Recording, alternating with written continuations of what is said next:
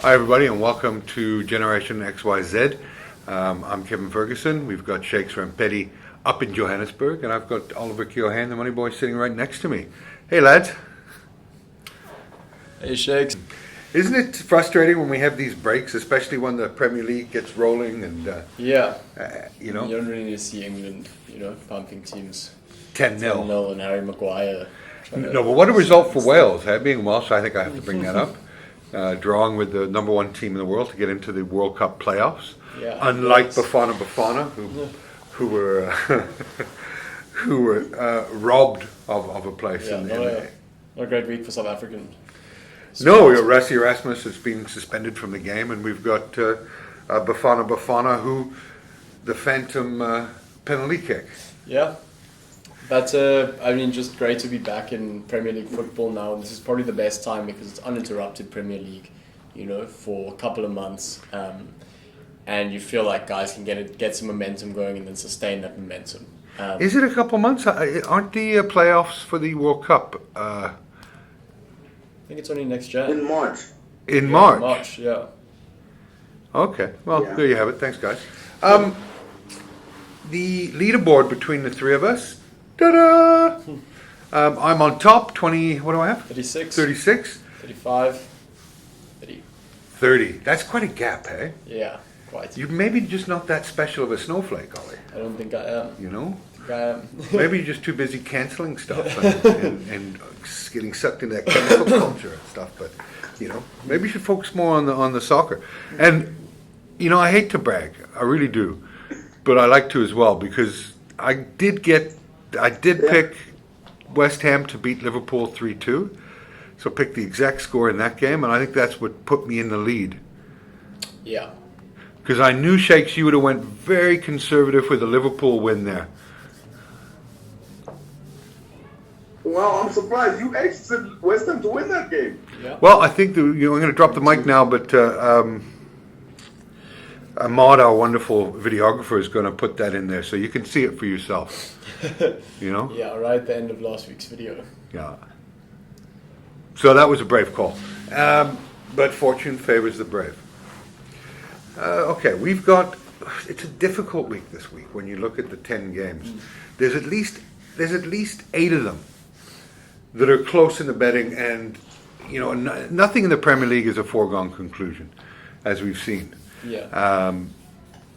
But we've got Leicester versus Chelsea straight up, and Leicester are big underdogs at home against Chelsea. What do you make of that game, Shakes? We'll start with you. Yeah, like Oliver said, I think he was right in the sense that the international break is over and now we focus on club football. And it's kind of weird because these are the games that are the hardest to predict, in my opinion, straight after international games because you don't know who's carrying knocks. Yeah. The momentum has shifted quite a bit as well. So you're not really 100% sure where teams are at. And for some reason, I feel like Leicester are going to turn up a performance. And I don't think Chelsea will still lose. So I'm going to go with a 2-2 draw, 2-2. Yeah, I think they're underdogs for a reason. It's because Leicester haven't been amazing this season. Chelsea have been really good. And I think the draw, against Burnley was a bit of an anomaly. Mendy's back in keeper, Lukaku is questionable and he might actually play. So is Mount and Alonso. Yeah, but the only certain injury there is I think Kovacic and Werner. Yeah. And they've been doing all right without them. So look, I still fancy Chelsea to go there and win. And with Mendy back and that unit functioning like it should, I don't see them conceding. So for me, it's simple, and I think you back the form of Chelsea, and I'm going to say 2-0. Wow. Mm-hmm. What do you say? Shakes? Yeah. Look, as I with score prediction, I would go with a 2-0 draw because I just think momentum will be shifted with both teams as well, and I'm not sure where Mason Mount is, considering the fact that he had the dental injury and he couldn't take part for England as well. So you're not sure where the players are, and I just think Leicester have a knack of always turning it up against bigger sides at their home ground. So I just think they might put in a performance, and I think 2-2 is the best they can get, and I think that's the score I'm going to go with. Yeah, look, I mean, Chelsea have an off game against Burnley, and it casts this shadow over them. But I think that's a bit unfair because they've only conceded 4 goals. They had won 4 or 5 in a row up until that point. Yeah. So they have that one draw blemish against Burnley, and they don't concede. And Leicester's conceded 18 times this year. It's been a great season for them. they've been Leicester. Yeah. The typical Leicester, not the Leicester of winning the Premier League or Leicester of last year. They've been a Leicester. They're rooted in lower mid-table obscurity. Yeah. And maybe that's what they are this year. People have been spoiled. Leicester fans have been spoiled beyond anything that they really have a right to wish for. Yeah. Winning the Premiership was wilder than any fantasy or dream that they could have had. So I like Chelsea though. Chelsea, compact, Mendy's back, well organised in defence, playing against a Leicester team that's average, leaking goals. I like Chelsea to win this game 1-0. Okay. Agreement with you there. Okay. Aston Villa Brighton. Aston Villa Brighton. Nothing bright about Aston Villa's performance lately. No, and I think I don't think anything's going to be different this time around. Couple of injuries. Danny Ings injured. Well, their coach is gone. That's the difference. Yeah, well, fair enough. Yeah. I don't think there's going to be much of a different result in terms of them getting a win. I think it's going to be a draw, 1-1. Shakes. Yeah, I think you guys must highlight as well that this is Steven Gerrard's first game as Aston Villa boss. So this is going to be his first game. Takes over the club, leaving Rangers. They've lost 5 in a row, Aston Villa as well. I think the squad is talented and it's better than what the results have produced. And Brighton started really well, and now it seems like the wheels are starting to come off. No wins in their last 5 games in all competitions. So it's going to be very tricky. I think it's going to be close. Gerrard to get close to his perfect start, but I think I'm going to go with a 1-0 draw. So they'll take the lead, but they'll eventually continue. Yeah, I'd say, Brighton. Yeah, no wins in the last 5 games for Brighton, but only 1 loss. So it's a bit misleading. The thing with Brighton is, like you said, they started off winning games well, or not well, but winning them and getting the points. And when you look at the table, they're in 7th place. They've only lost 2 matches, but geez, they don't score many goals. They've only scored 12 goals this season, which, if that continues, they're going to see them plummeting down the table. It's a bit confusing because they drew with Liverpool, then they draw with Norwich, Arsenal. They lost. The only loss is to Man City, which is understandable.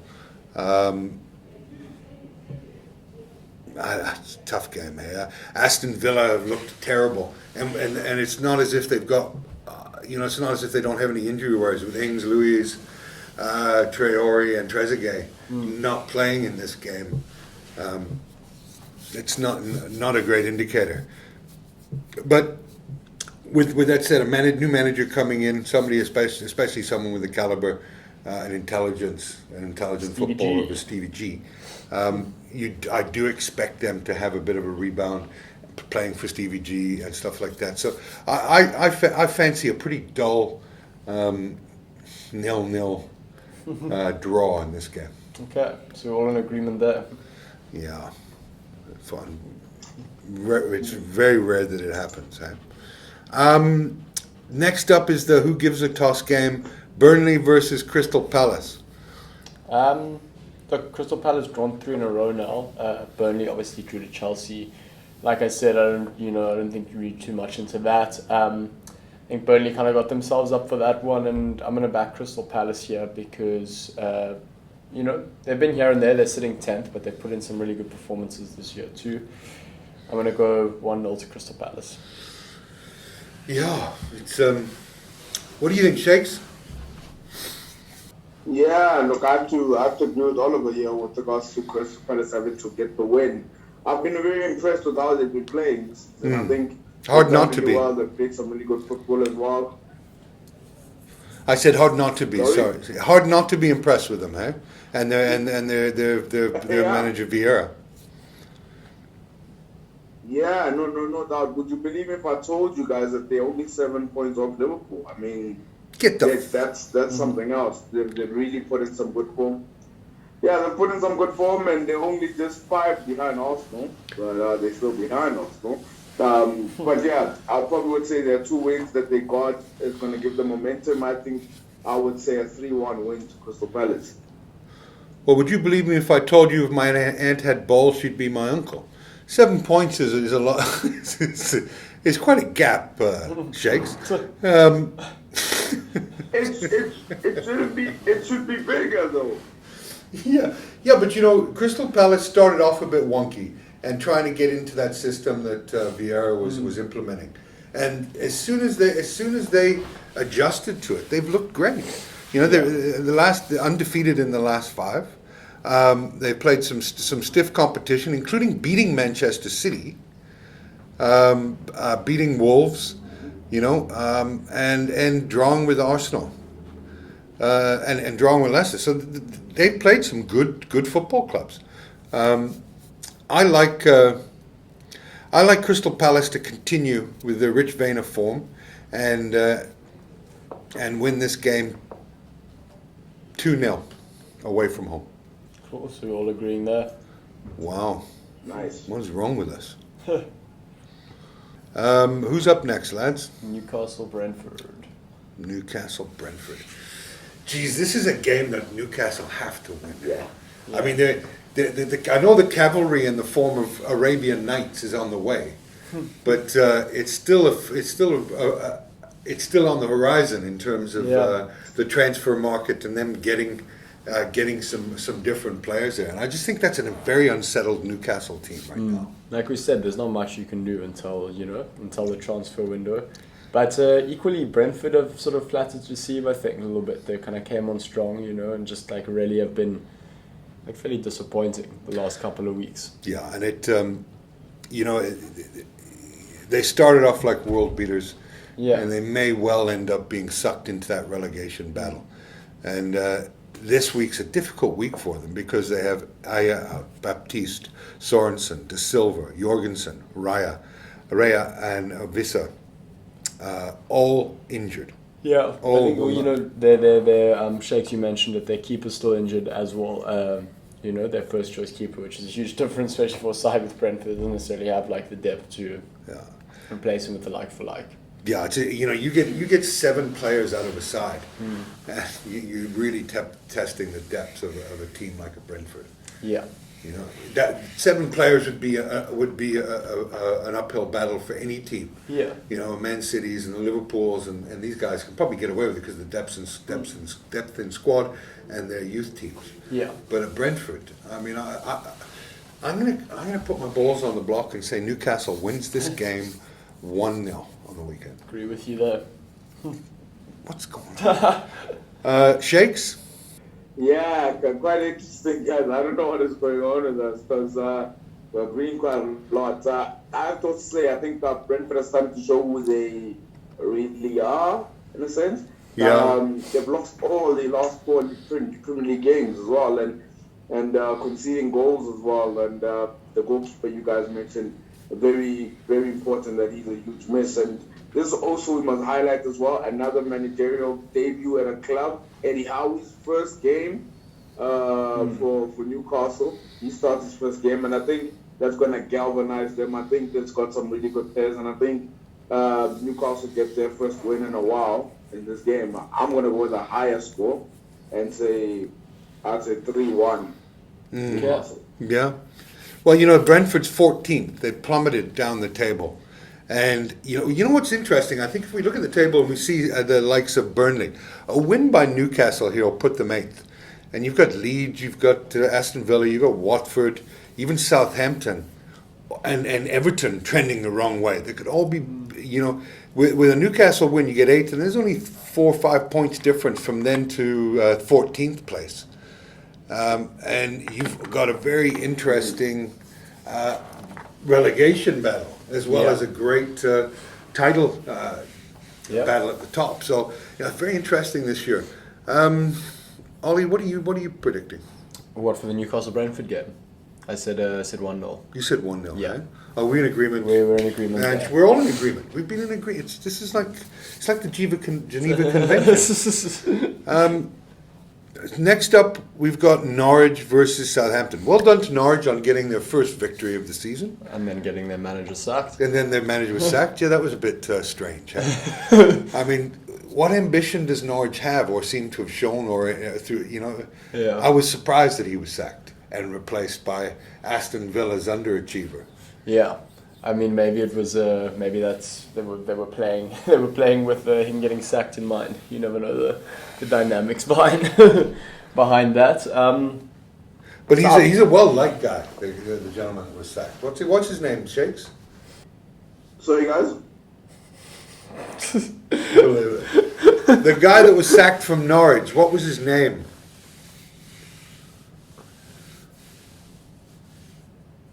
Oh, Daniel Falk. Fuck! You can't make this up. Fark. It's Fark. Oh, I don't know. Daniel Fark. So Falk was fired, and then in comes the Aston Villa manager who'd achieved nothing with basically a decent, more Look, decent yeah, like team. you said, Aston Villa What have in a good God's name side, do they yeah. expect him to do with Norwich? Fuck. Fuck. Should not have been fired. But look, I mean Southampton been entirely impressive either. No. What are your guys' thoughts? You're just picking whatever we pick. Have some No, ball. no, Don't stop. You're a on- snowflake. You're on- unique. You have your own unique footprint in this world. I've got my prediction here is Southampton to take this away 2-1, just because Norwich are so bad. But it's not like Southampton instills a hell of a lot of confidence. So No, but they look good against Leeds. But who hasn't? not hard, yeah. Even who hasn't? So what's your call? I'm saying 2-1 to Southampton. Shake, rattle and roll. Yeah, it's an interesting one. I think this is the first time we're going to disagree on the scoreline.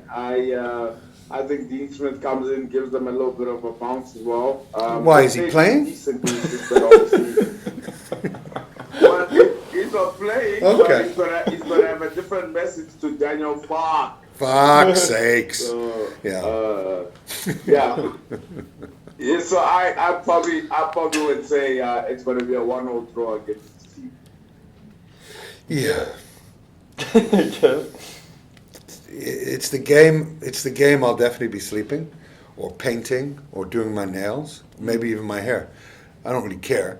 But if I had to bet and had a gun to my head, I would pick a draw. I'd pick Norwich 1-1. Okay. And I'll paint my toenails and put down a 20 rand tickler.